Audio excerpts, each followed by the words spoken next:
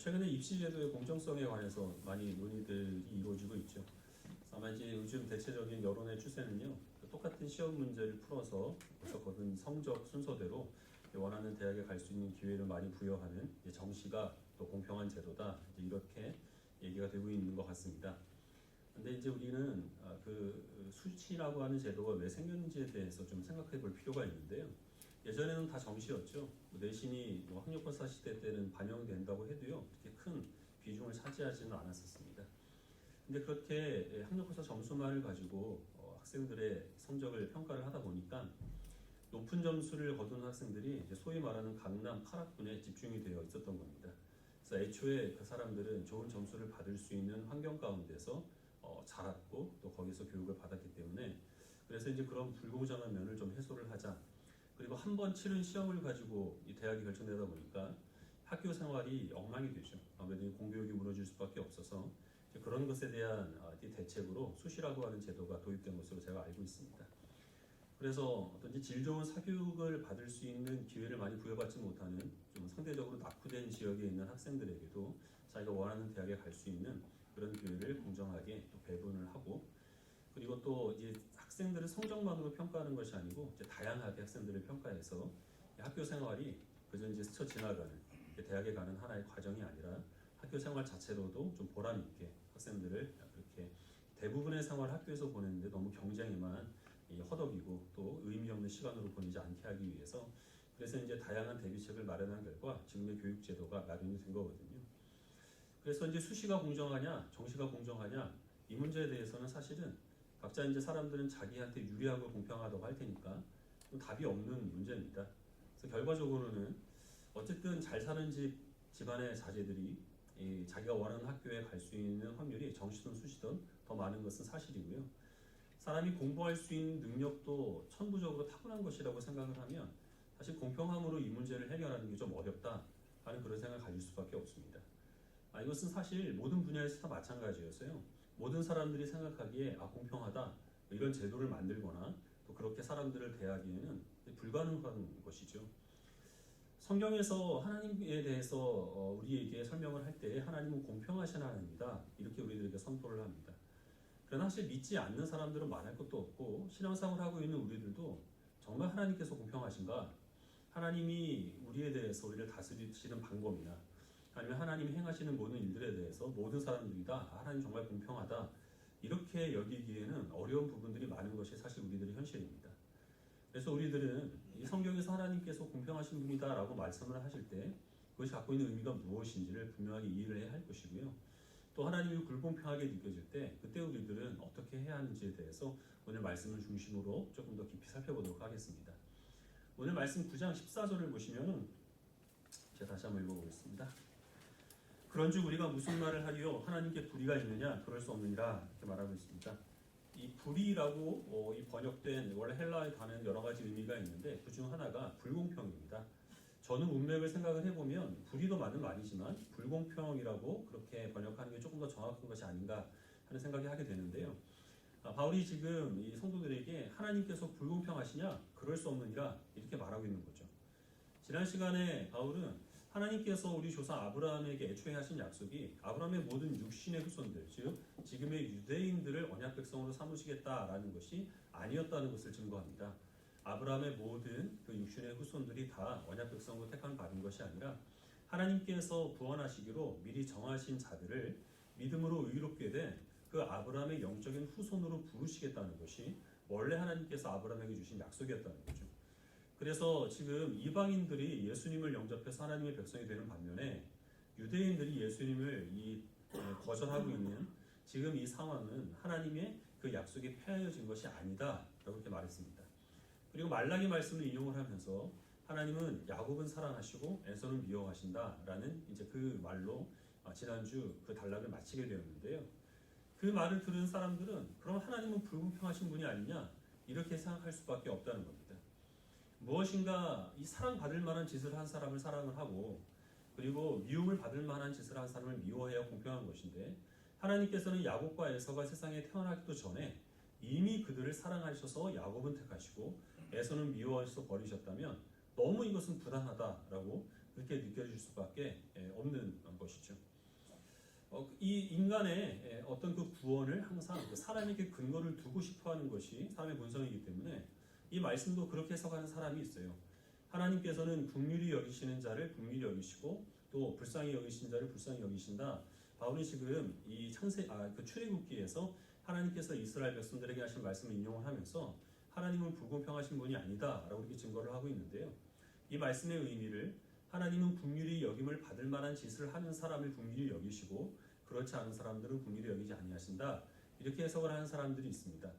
하지만 바울은 이제 16절에서 이런 구원에 대해서 인간 중심적인 생각에 대해 쐐기를 박습니다. 16절을 다시 한번 읽어보면요. 그런즉 원하는 자로 말미암음도 아니요 다른 박질하는 자로 말미암음도 아니요 오직 긍휼히 여기시는 하나님으로 말미암음이니라 이렇게 말하고 있습니다. 원한다라고 하는 것은 행동으로 드러나기 이전의 사람의 마음의 상태이죠. 바람이고 그리고 의도이고 그리고 성품입니다. 그런 것이 하나님께서 누군가를 선택하시거나 버리는 그 기준이 될 수 없다는 겁니다. 당연히 그런 것이 행동으로 구체적으로 표출이 되는 다른 박질하는 것도 역시 마찬가지로 하나님께서 사람을 택하시거나 아니면 버리시는 그 기준이 될 수 없다는 거예요. 하나님께서 긍휼히 여기시고 그리고 또 택하시고 구원하시는 것은 전적인 하나님의 주권에 달린 일이다 라고 바울은 그렇게 증거를 하고 있습니다. 과거에 이스라엘 백성들은 이런 주권적인 하나님의 은혜에 의하여서 하나님의 언약 백성으로 택함을 받은 바 있습니다. 그 반대편에 있는 사람이 누구냐면 당시 이제 애굽의 왕이었던 바로죠. 이 바로는 하는 짓을 보면은 하나님께서 그를 미워하시고 또 그를 멸망시킬 만한 그런 악한 짓을 서슴지 않습니다. 하나님께서 모세를 통하여 바로에게 이스라엘 백성들을 광야로 내보내주라 라고 이렇게 명령을 내리셨는데 그러나 바로는 끝까지 고집을 부립니다. 10가지 재앙으로 얻어맞으면서도 하나님께 굴복하지 않습니다. 계속해서 하나님을 대적을 하고요. 결국 그 장자가 죽는 재앙을 당한 후에야 이스라엘 백성들을 광야로 나가도록 그렇게 허락을 하는데 그 다음에도 병사들을 보내서 뒤를 쫓을 만큼 이 바로는 완악한 사람이었습니다. 그래서 그런 완악한 행동 때문에 하나님께서 그 바로를 버리셨느냐 하면 출애굽기의 증거는 그렇지 않죠. 바로가 계속해서 그렇게 고집을 부리는 이유는 하나님께서 바로의 마음을 완악하게 하셨기 때문이다. 이렇게 증거를 하고 있습니다. 이런 짓을 해서 하나님이 그를 긍휼히 여기시지 않은 것이 아니고 하나님께서 그를 택하지 않으셨고 긍휼히 여기시지 않으셨기 때문에 그의 마음을 완악하게 하셨고 그것이 하나님을 대적하는 태도로 드러나게 되었다라는 그런 뜻입니다. 이 말씀을 우리가 좀 잘 이해할 필요가 있는데 그러면 바로는 원래는 천사처럼 착한 사람이었는데 하나님께서 이 바로에게 악한 생각을 불어넣어 주셔서 그가 이런 죄를 범한 것이냐 하면 그런 뜻이 아닙니다. 원래 바로는 악한 사람이었죠. 하나님께서 악한 세상을 심판하시는 그 방법에 대해서 로마서 1장에서 바울은 그 악함에 그대로 내버려 두는 것으로 하나님께서는 세상을 심판하신다. 이렇게 증거한 바가 있습니다. 바로는 원래 악한 사람이었지만 하나님께서 그 바로가 돌이키지 않도록 하나님께 많은 재앙을 당하면서도 하나님께 굴복하지 않도록 그를 악한 상황 가운데 그냥 내버려 두신 것 그것이 하나님께서 바로에게 내리신 재앙이라는 것이죠. 그리고 그것은 이 바로가 타고난 자기의 그 악한 본성으로 인하여서 하나님 끝까지 완악하게 대적하는 것으로 그리고 그것은 하나님께서 그를 긍휼히 여기시지 않은 그런 증거가 되었다라는 겁니다. 지금 바울이 이 말을 하는 이유는 과거의 이스라엘 백성들은 하나님께서 이 하나님의 긍휼히 여기시는 주권적인 은혜로 인하여서 언약 백성으로 택함을 받았고 바로는 하나님께서 택하지 않으셨기 때문에 완악함 가운데 하나님이 그냥 그들을 내버려 두셨습니다. 지금은 하나님께서는 이방인들을 긍휼히 여기신다는 겁니다. 그래서 전적으로 하나님의 주권적인 은혜 가운데서 이방인들을 예수님을 믿게 하심으로 하나님의 백성으로 불러주신다는 거죠. 과거에 바로의 마음을 완악하게 하셨던 것처럼 하나님은 지금은 유대인들의 마음을 완악하게 하셔서 예수 그리스도를 믿지 않도록 하나님이 역사하신다는 겁니다. 물론 이렇게 하시는 데는 분명한 목적이 있습니다. 하나님께서 바로의 마음을 완악하도록 그냥 내버려 두신 이유는 이스라엘 백성들이 애굽에서 나온 것이 바로가 이 호의를 베풀어서 그래서 바로의 은혜로 이스라엘 백성들이 출애굽한 게 아니라 그 당시에 최고의 권력자인 바로는 끝까지 하나님을 대적하려고 했지만 그러나 하나님께서는 그 바로를 이기시고 은혜로 그의 백성을 구원하시는 능력의 하나님이라는 사실을 증거하시기 위해서 하나님께서는 바로를 내버려 두신 겁니다. 지금 유대인들이 완강하게 예수님을 부인하고 있는데요. 그들을 그 완악한 삶 가운데 하나님께서 내버려 두신 이유도 나중에 가면 밝히게 됩니다. 중요한 게 무엇이냐면 이스라엘 백성들을 과거에 불쌍히 여기신 하나님께서 지금은 이방인들을 불쌍히 여기시는 것이고요. 과거에 바로를 완악한 가운데 내버려 두신 하나님께서 역시 하나님의 주권적인 섭리 가운데 유대인들이 예수님을 대적하도록 그냥 내버려 두신다라는 겁니다. 그렇기 때문에 하나님은 공평하시다. 지금 바울이 이렇게 얘기를 하는 거예요. 여러분들은 지금 이 바울의 논리에 수긍하십니까? 아, 그래서 하나님은 정말 공평하시구나. 이런 생각이 드시나요? 사실은 그래서 더 하나님께서 불공평하신 분으로 느껴지지 않습니까? 저는 그런데요. 그것은 우리가 이 바울이 지금 이 이야기를 하고 있는 이 상황들을 조금 더 충분히 이해를 그래야만 지금 바울이 무슨 얘기를 하고 있는지를 파악할 수 있기 때문인데요. 우리 출애굽기 33장 말씀 다시 보겠습니다. 출애굽기 33장 12절부터 22절까지 말씀을 읽도록 하겠습니다.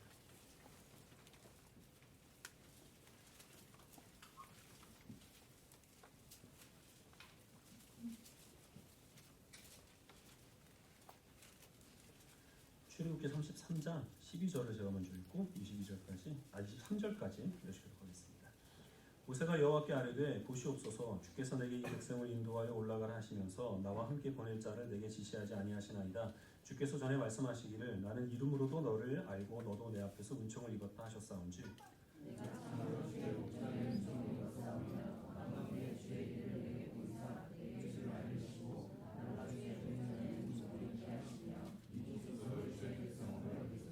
여호와께서 이르시되 내가 친히 하리라 내가 너를 쉬게 하리라.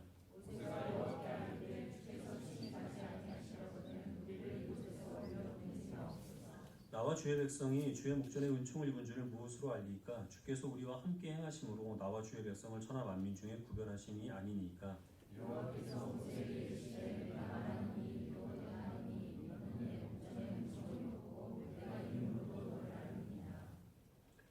모세가 이르되 원하건대 주의 영광을 내게 보이소서.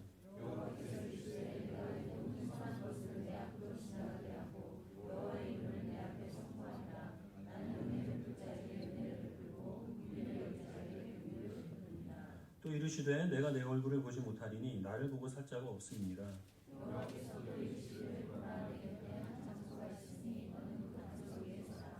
내 영광이 지나갈 때에 내가 너를 반석 틈에 두고 내가 지나도록 내 손으로 너를 덮었다가 손을 거두리니 내가 내 등을 볼 것이요 얼굴은 보지 못하리라.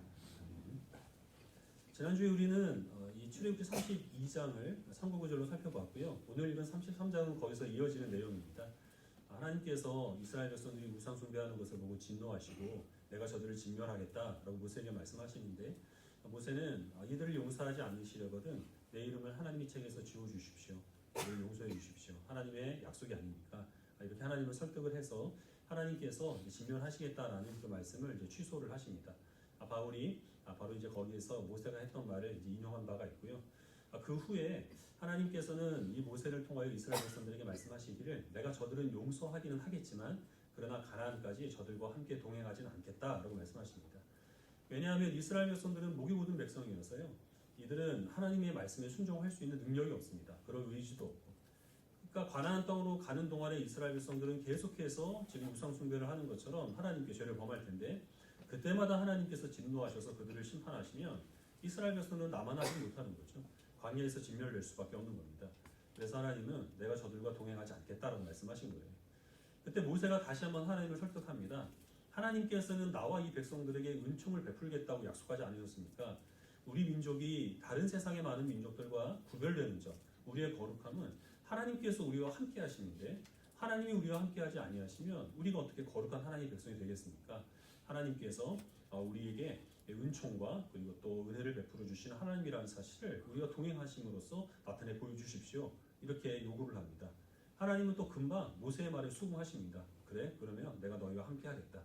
근데 모세는 여기서 만족하지 않고 하나님께서 나와 내 민족에게 은총을 베풀어 주신다는 사실을 그 분명한 증거를 보여서 내가 믿을 수 있도록 그렇게 해주십시오. 이런 당돌한 요구를 합니다. 그때 하나님께서 내가 영광으로 너에게 지나갈 것이고 내 이름을 선포할 것이다. 그리고 나는 은혜를 베풀 자에게 은혜를 베풀며 긍휼히 여길 자를 긍휼히 여기는 하나님이다. 이렇게 말씀을 하십니다. 바울은 로마서 9장에서 지금 하나님께서 모세에게 하신 이 말씀을 조금 변형해서 인용을 한 것입니다. 그리고 하나님께서는 모세를 바위 위에 세우십니다. 그리고 하나님께서 그 영광 중에 모세 앞에 지나가시는데 모세 앞에 지나가실 때에 그때 모세를 잠깐 바위 틈에 숨기시고 하나님의 손으로 모세를 덮어서 모세가 하나님을 보지 못하도록 가리십니다. 그렇게 하는 이유는 하나님께서 여기서 말씀하신 바와 같이 어느 누구도 영광스러운 하나님을 자기의 눈으로 목격하고 버틸 수 있는 사람이 없기 때문입니다.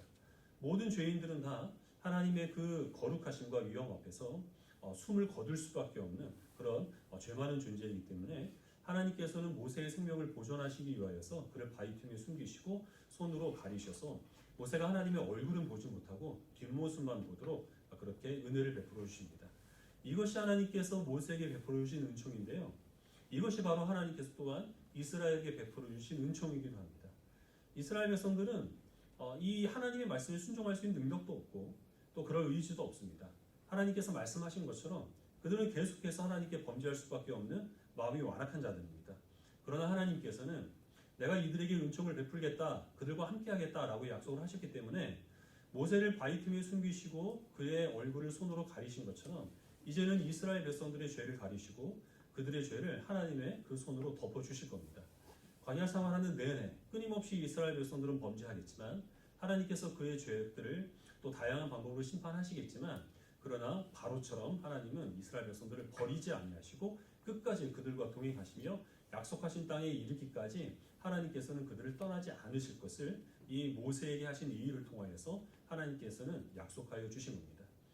바울이 이 출애굽기에 나오는 이스라엘 백성들과 그리고 바로의 상황을 지금 이 로마서에 지난주에 의해서 계속해서 끌어들이고 있는데요. 그 이유가 무엇이냐면 너희 조상, 우리 조상 이스라엘 백성들이 하나님께 끝까지 대적한 바로와 다를 바가 무엇이냐는 겁니다. 똑같다는 거죠. 이스라엘 백성들도 마음이 완악해서 하나님께 끊임없이 대적하고 그 고집스러움을 인하여서 하나님께 죄를 범하는 것은 바로와 다를 바가 없다는 겁니다.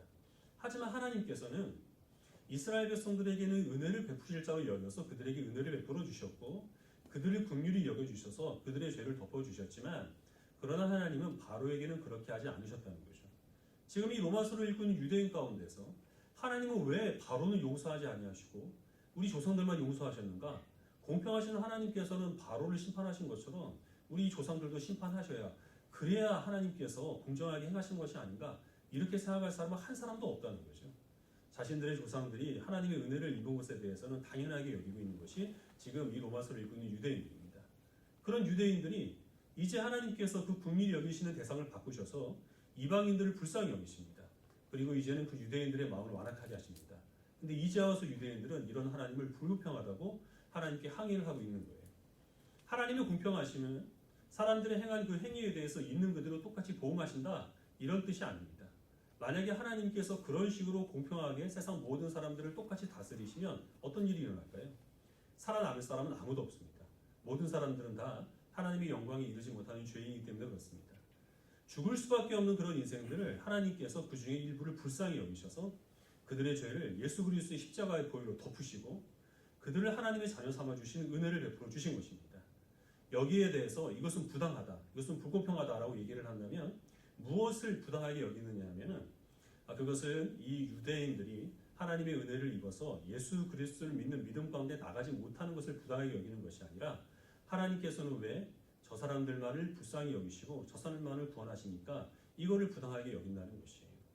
그러나 죄 많은 인생들 그냥 내버려두면 자신의 완악한 죄악 가운데서 멸망의 길을 걸을 사람들 가운데 하나님께서 일부를 택하시고 그들을 예수 그리스도의 보혈의 공로로 그 모든 죄들을 덮으시고 하나님의 자녀를 삼아주신 것 그것은 하나님의 뜻이고 그것이 결코 우리 인간들의 입장에서 불공평하다라고 생각할 그럴 이유는 전혀 없다는 겁니다.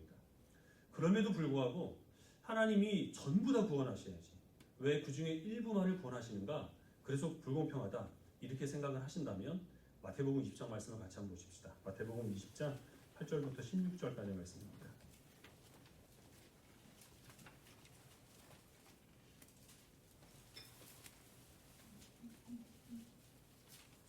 20장 8절을 제가 먼저 읽고 16절까지 해주시도록 하겠습니다. 8절을 제가 먼저 읽겠습니다.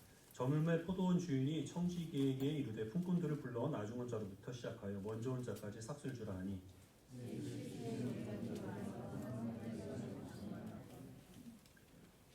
먼저 온 자들이 와서 더 받을 줄 알았더니 그들도 한 데나리온씩 받은지라.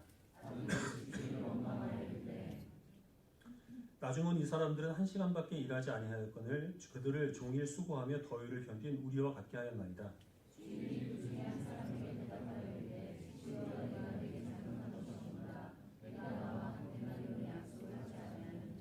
내 것이나 가지고 가라. 나중은 이 사람에게 너와 같이 주는 것이 내 뜻이니라.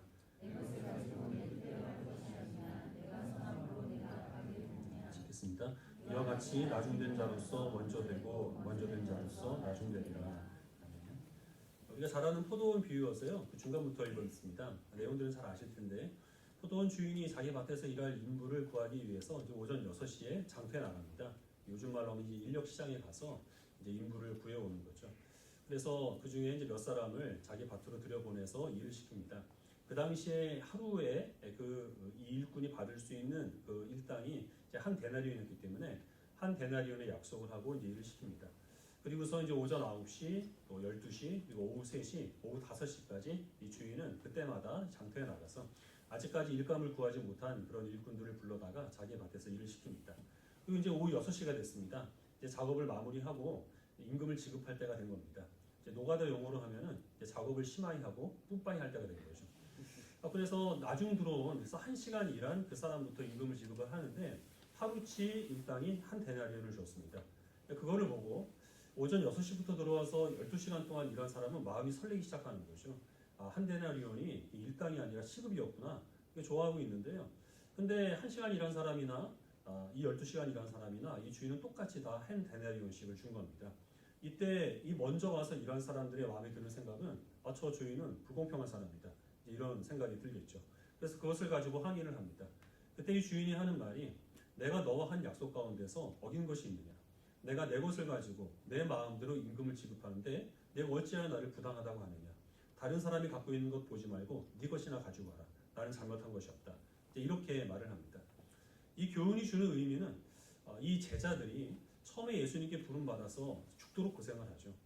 그들에게 보장된 것도 영생의 약속이고요.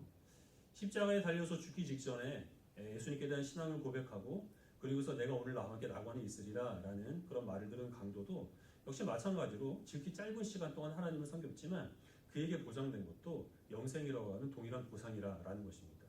그것을 가지고 억울하게 여기지 말라는 거죠. 그렇게 일찍부터 하나님께 자신의 삶을 드린 그 헌신의 삶 자체가 인생을 가치 있게 만드는 것이기 때문에 그것을 보상으로 여겨라 라는 것인데요. 제자들이 이 비유를 듣고서 이것을 좀 타당하게 받아들였다고 한다면 그 이유가 무엇이 있습니까? 포도원 주인의 권위를 인정했기 때문입니다. 막강한 포도원 주인이 약속을 어기지 않는 범위 내에서 자기가 가지고 있는 소유를 가지고 자기 뜻대로 사람들을 각기 다르게 대하는 것, 이것에 대해서 부당하게 여기지 않기 때문에 제자들은 이 예수님의 비유를 있는 그대로 받아들이는 것이죠. 그러나 만약에 이 포도원 주인의 권위를 인정하지 않으면 그때는 이 포도원 주인이 행한 일에 대해서 불공평하다라고 그렇게 생각할 수밖에 없습니다. 제가 대학생 때 공장에서 아르바이트를 한 적이 있는데요. 제가 이제 아르바이트를 했을 때 이제 공장장이 저 바로 전에 있었던 그 아르바이트의 뒷담화를 저에게 했습니다. 물론 이제 제가 그만둔 다음에는 또 제 뒷담화를 제 다음에 온 사람에게 했겠죠. 근데 제 먼저 앞에서 일했던 학생은요, 좀 이 시간 관념이 없어서 늦게 오는 거는 다반사고 일을 하다가 없어져서 어디 갔나 찾아보면은 공장 한 구석에서 잠을 자고 있더라라는 거예요.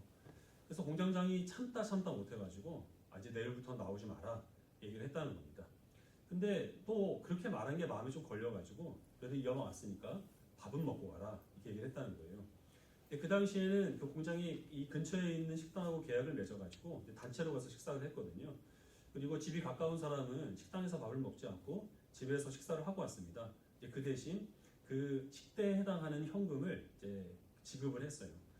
근데 이 학생이 밥 먹고 가라 하는 이야기를 듣고 한 얘기가 뭐냐면 나 밥 안 먹고 갈 테니까 그거 저한테 돈으로 주세요. 이렇게 얘기를 했다는 거예요. 이 공장장의 입장에서는 사실 그냥 보내도 되는데 호의를 베풀어서 밥이라도 먹여서 보내야 되겠다 이렇게 얘기를 한 건데요. 이 학생의 입장에서는 그걸 자기의 권리로 생각을 한 겁니다.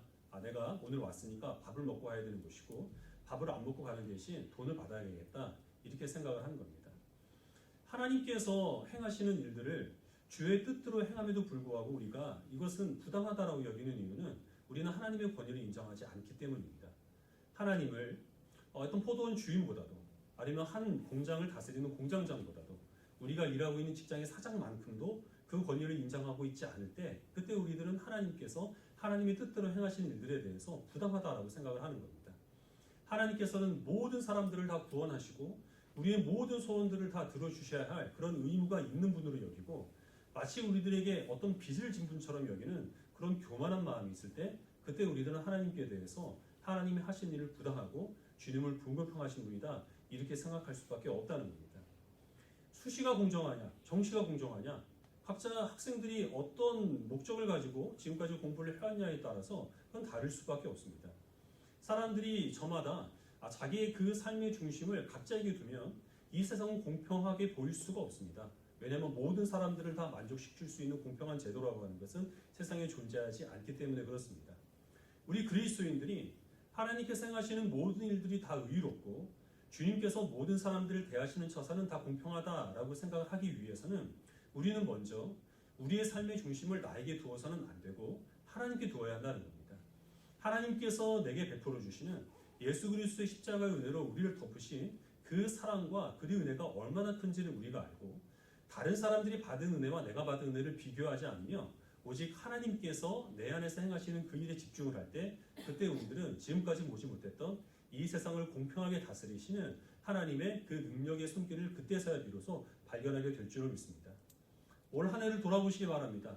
우리는 정말 생각으로도 말로도 행동으로도 너무나 많은 죄를 범했습니다.